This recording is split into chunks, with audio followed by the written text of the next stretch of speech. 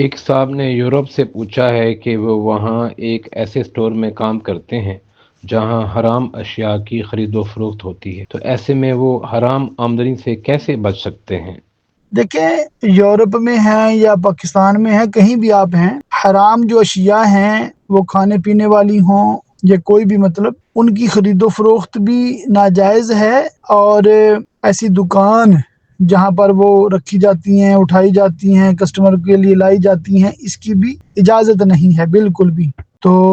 یہاں پر بہت بڑے بڑے سپر سٹور ہوتے ہیں جہاں پر ہر طرح کا مال ہوتا ہے، تو جو مسلم امپلائیز ہیں، ورکر ہیں، وہ یہ طے کر لیتے ہیں کہ ہم نے حرام جو ڈپارٹمنٹ ہے اس طرف کام نہیں کرنا، اور جو سپر سٹور والے ہیں وہ اس بات کو بالکل مان لیتے ہیں، کیونکہ ڈپارٹمنٹ کافی بنے ہوتے ہیں،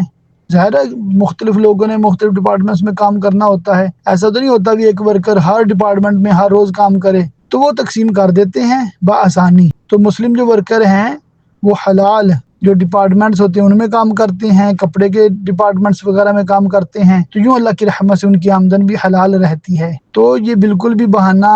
نہیں چلے گا کہ ہم چونکہ یورپ میں ہیں تو اس لیے حرام سے نہیں بچ سکتے، بھی بچ سکتے ہیں اگر بچنا چاہیں۔